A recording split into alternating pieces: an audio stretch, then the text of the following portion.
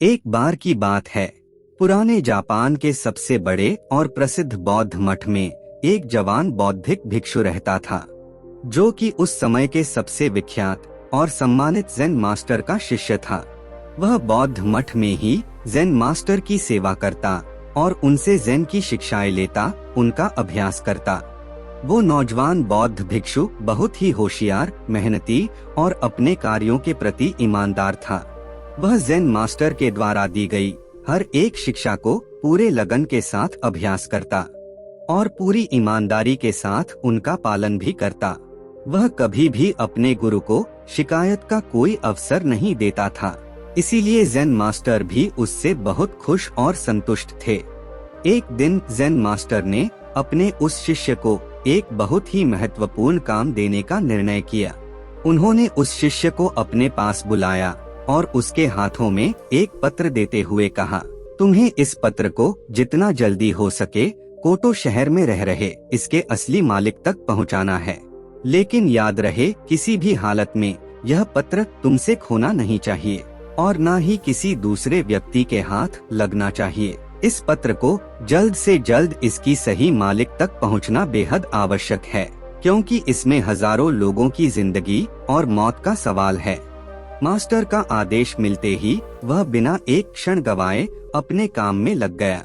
उसने रास्ते के लिए भोजन लिया, अपनी तलवार उठाई और घोड़े पर सवार होकर निकल पड़ा पत्र को उसके मालिक तक पहुंचाने के लिए। वह अपने घोड़े को तब तक तेजी से दौड़ाता रहा जब तक वह एक बड़ी सी नदी के किनारे नहीं पहुंच गया, जिसे पार करने के लिए एक सकरा सा पुल बना हुआ था। उस पुल के दूसरी तरफ एक समुराई योद्धा अपनी तलवार लिए हुए खड़ा था, जिसने उनसे पहले 100 लोगों से युद्ध करने की कसम खा रखी थी, जो उस पुल को पार करेंगे।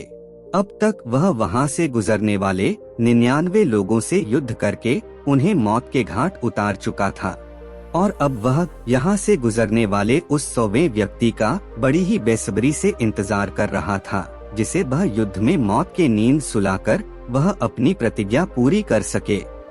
जैसे ही उस नौजवान बौद्ध भिक्षु का घोड़ा उस पुल पर चढ़ता है, समुराई अपनी गरजती हुई आवाज में बोलता है, तुमने इस पुल पर कदम रख दिया है, इसीलिए अब तुम्हें मुझसे युद्ध करना होगा। अपनी तलवार निकालते हुए समुराई चिल्लाया, मरने के लिए तैयार हो जा।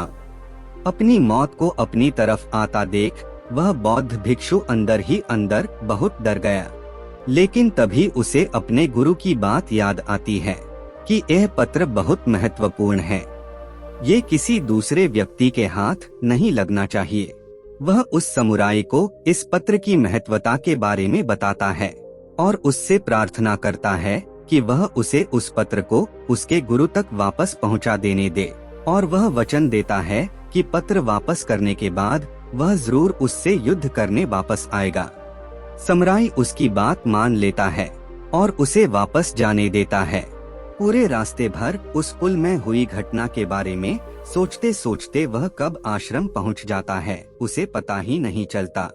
आश्रम पहुंचते ही वह तुरंत ज़ेन मास्टर के पास जाता है और उन्हें सारी घटना खुलकर सुनाता है, इस उम्मीद में कि शायद मास्टर उसकी मदद करेंगे।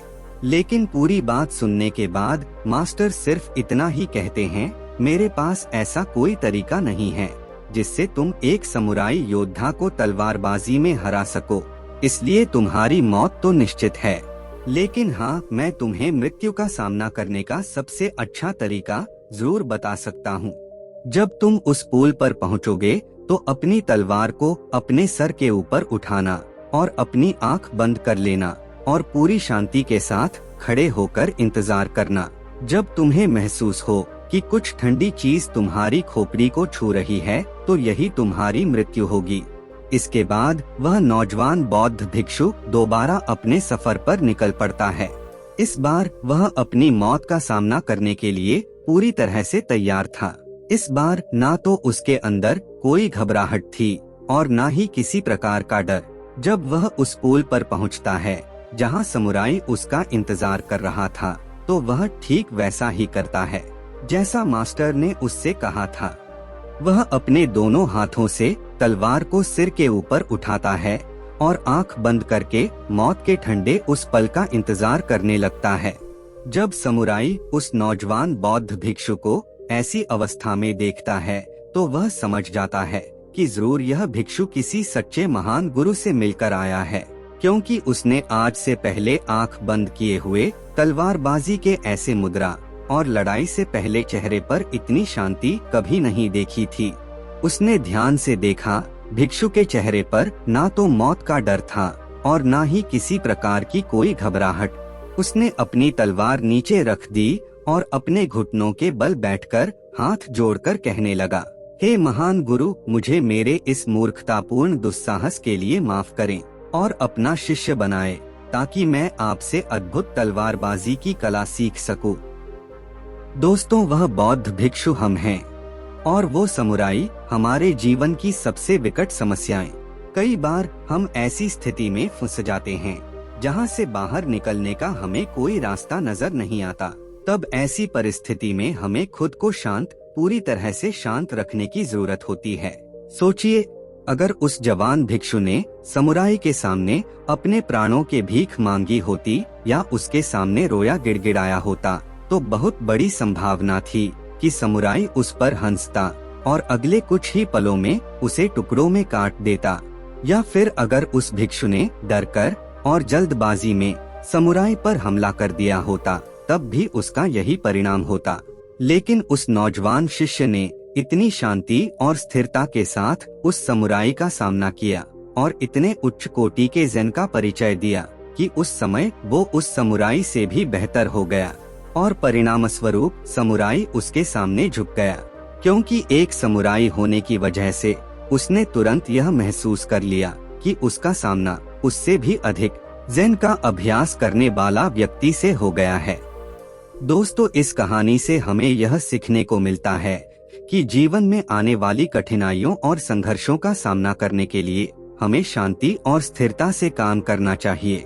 जिस तरीके से वह भिक्षु समुराई के सामने आकर शांति और साहस के साथ खड़ा हुआ, उससे हमें यह सीखने को मिलता है कि बुद्धि और मेहनत से हम किसी भी परिस्थिति को परास्त कर सकते हैं।